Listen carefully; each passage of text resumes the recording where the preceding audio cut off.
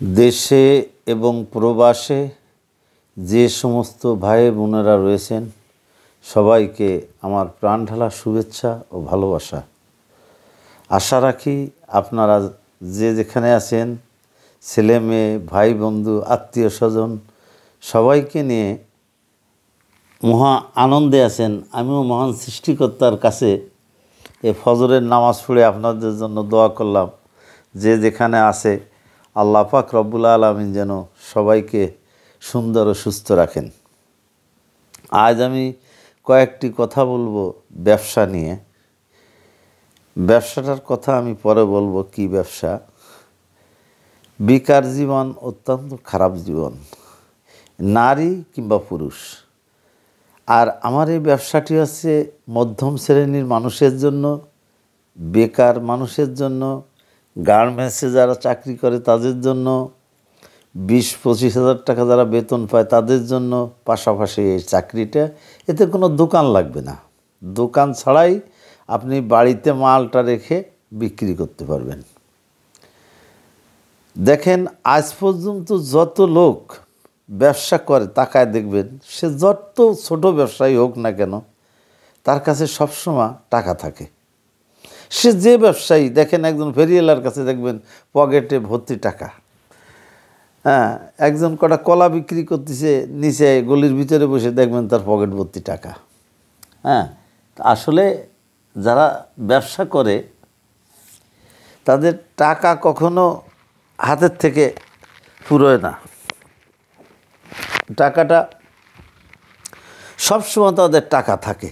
টাকা নাই এরকম কোনো দোকানদার আমি আজ পর্যন্ত দেখি নেই। কোনো ব্যবসায়ী যতই ছোট দোকান হোক আর যতই হোক না কেন, টাকা তার কাছে আছেই।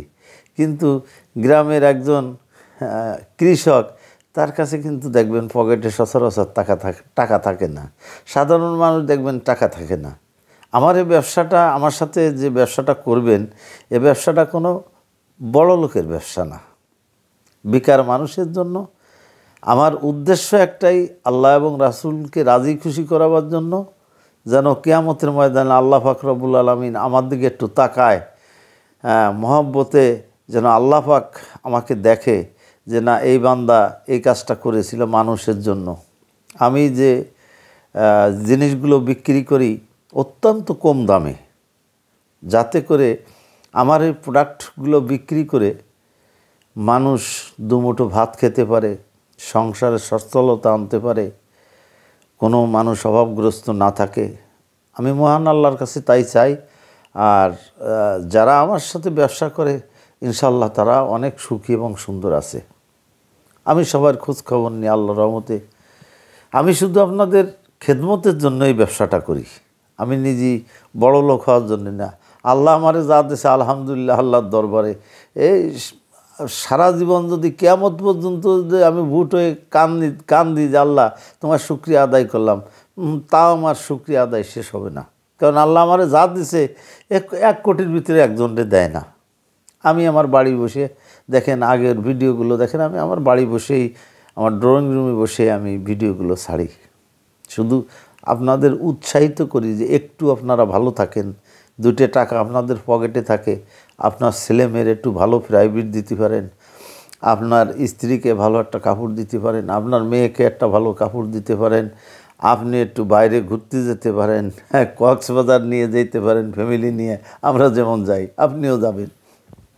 উপরে আল্লাহ, আমি সেটা চাই, সবসময় দোয়া করি যে আল্লাহ, তা আল্লাহ আমার ডাক, আমার মনে হয় না যে আল্লাহ আমার কোনো ডাক আল্লাহ ফেল করায় দিয়েছে। কারণ আমি যেরমের মানুষ, আমি সেরমের আল্লাহরে ডাক দিই, আর আল্লাহ আমার সেই ডাককে পূরণ করে।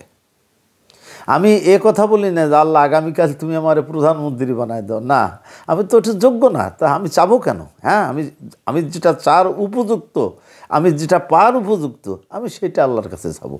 নিশ্চয়ই আল্লাহ আমাকে দিবে। আপনি তো উঠবেন সকাল 10টার সময়, না ভাই আমি তো রাত 2:30টার সময় উঠি, 2টার সময় উঠি, 3টার সময় উঠি, 3:30 উঠি। ভাই উঠে তো কান্নাকাটি করি আল্লাহর কাছে, তাহাজ্জুদের নামাজ পড়ি, সালাতুল নামাজ পড়ি, কান্নাকাটি করি। ভাই আপনিও মানুষ আমিও মানুষ, আপনি কেন পারেন না? আপনার তো আমারও যা আছে আপনারও তাই আছে। তাহলে আপনি আল্লাহকে যে ডাক দিবেন, আল্লাহ যে আপনার ডাক শুনবেন, আপনি কি শুধু চাবেন আল্লাহ তাই দেবে? তা আল্লাহরে আপনি তো ডাকেনই তো না, তার দেবে কি আপনারে?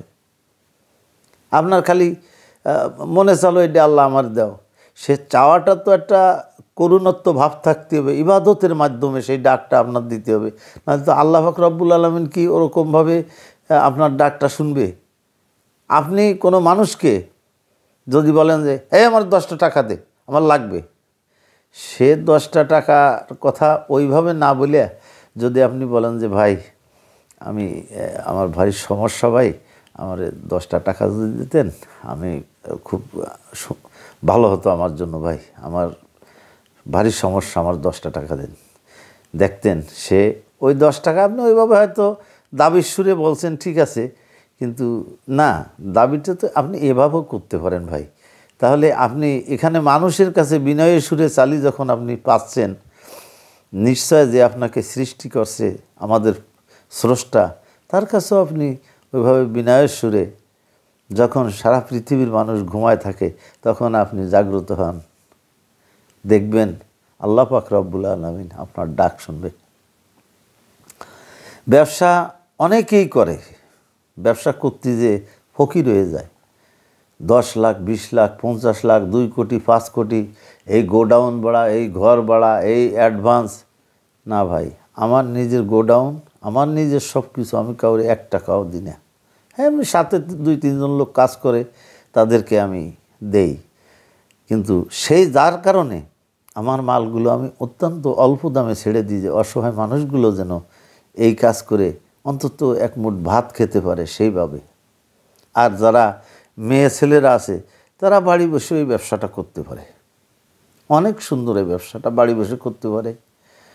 আমি যারা ব্যবসা করতে চান, আমার অনুরোধ রইল একমাত্র তারাই আমার সঙ্গে বিশ্বাসের সহিত, সততার সহিত আমার সঙ্গে ব্যবসা করতে পারবেন, এবং তারাই আমাকে ফোন দিবেন। আমার অনুরোধ রইল, বেকার থাকবেন না, কি নারী কি বা পুরুষ, কেউ বেকার থাকবেন না। বেকারত্ব জীবন খুব খারাপ। দেখেন সংসারে গ্যাঞ্জাম ফাসাদ হয়, সংসারের যদি টাকা না থাকে, হয়তো আপনার শ্বশুর বেড়াতে এসছে, আপনার কাছ থেকে ভাবি কখন কটা টাকা নিবে, নিয়ে তারপর তার বাবাকে দিবে। কেন?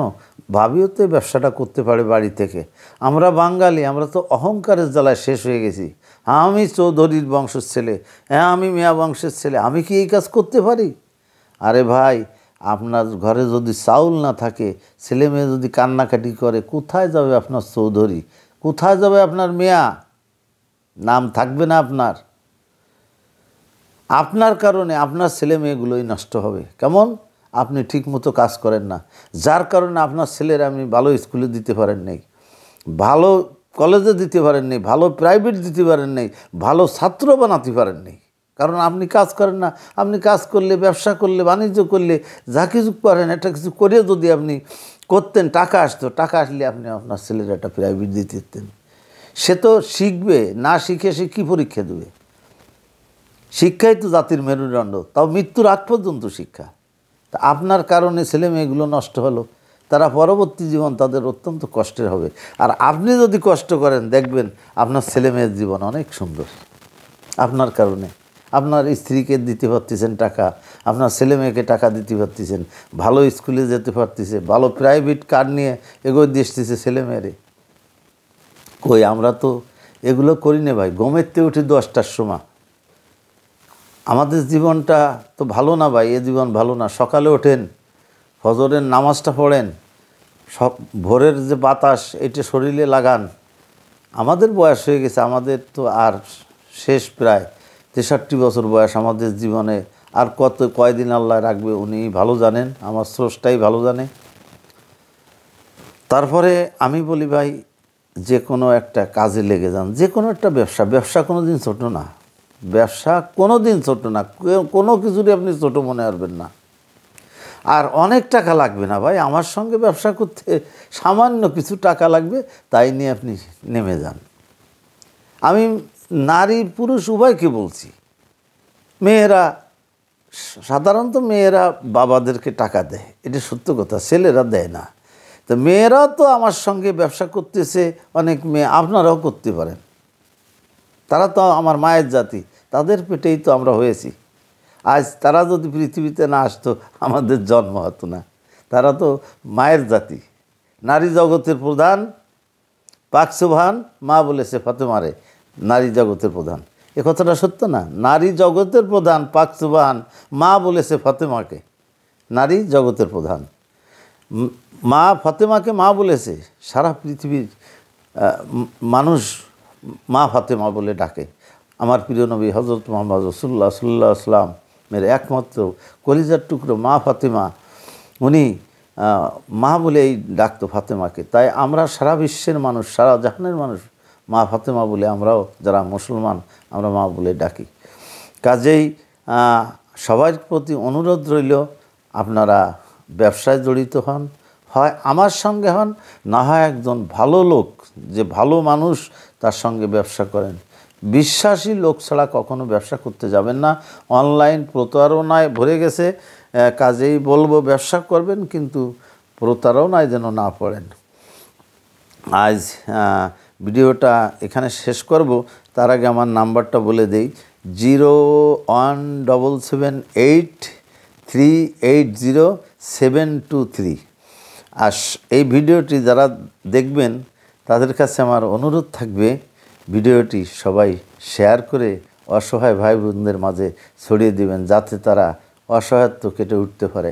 আসসালামু আলাইকুম ওয়া রাহমাতুল্লাহি ওয়া বারাকাতুহু।